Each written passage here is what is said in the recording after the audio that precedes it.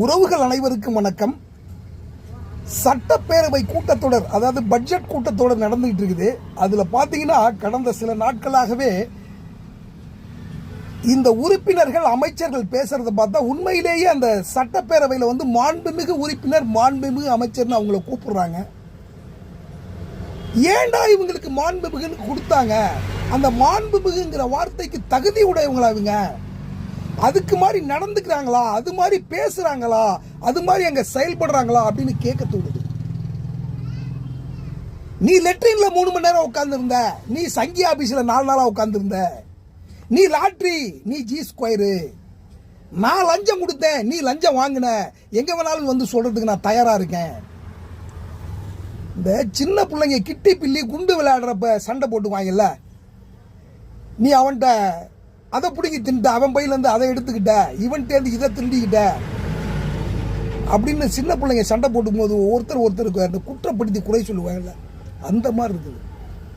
இந்த குழாயடி சண்டைன்னு வரும்ல, பெண்கள் மத்தியில் மயிறு பிடிச்சிக்கிட்டு சண்டை போடுவாங்கல்ல, சாரி, அந்த மயிறு பிடிக்கிறது மட்டும்தான் நடக்கல. இங்கே ஆண்கள் இருக்கிறதுனால குச்சி எடுத்துட்டு சலாவரிசை எடுத்துட்டு சட்டப்பேரவையில் போகல. அதுதான் உண்மை. அந்த அளவுக்கு தரம் தாழ்ந்த வார்த்தைகள், ஏய் ஆய் எந்திரிச்சு உடனே வர்றது என்ன சார் இதெல்லாம்? மக்களுடைய பிரச்சனையை பேசுறதுக்கு மட்டும்தான் சார் அங்க இடம். உங்களுடைய தனிப்பட்ட பிரச்சனைகள், தனிப்பட்ட அழுகிறது, அங்க போயிட்டு தனிப்பட்ட புகழாரம் முதல்வரை, சபாநாயகருடைய மாண்புக்கு அவர் நடந்துக்கிறாரு. இதுல என்னங்க அவரை புகழ்றது இருக்கு?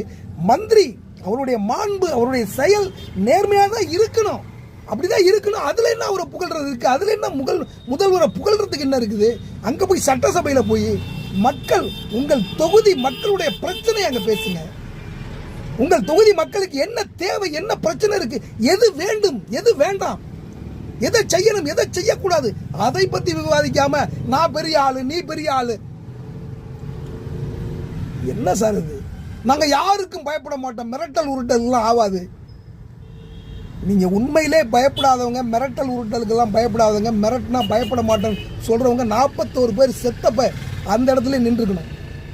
தலதடிக்க பின்னங்கால் பிடரில் அடிக்க ஓடி போனீங்க. இன்னைக்கு அந்த வார்த்தை நாங்க பயப்பட மாட்டோம்னு சொல்றதுக்கே அருகதை இல்லை உங்களுக்கு. சட்டசபையில போய் சொல்லிட்டு இருக்கீங்க, பவருக்கு வந்துட்டீங்க, உங்களுக்கு பாதுகாப்பு இருக்குது, எல்லா வசதியும் இருக்கும் பொழுது நீங்க நாங்க யாருக்கும் பயப்பட மாட்டோம்னு சொல்றீங்க. என்ன சார் இது வார்த்தை? 41 பேர் செத்து போனப்ப சொல்லிட்டு அங்கே நின்று இருக்கணும், என் மக்களை விட்டு நான் போக மாட்டேன்னு. அதுதான் உண்மையான அரசியல்வாதி. நன்றி உறவுகளே.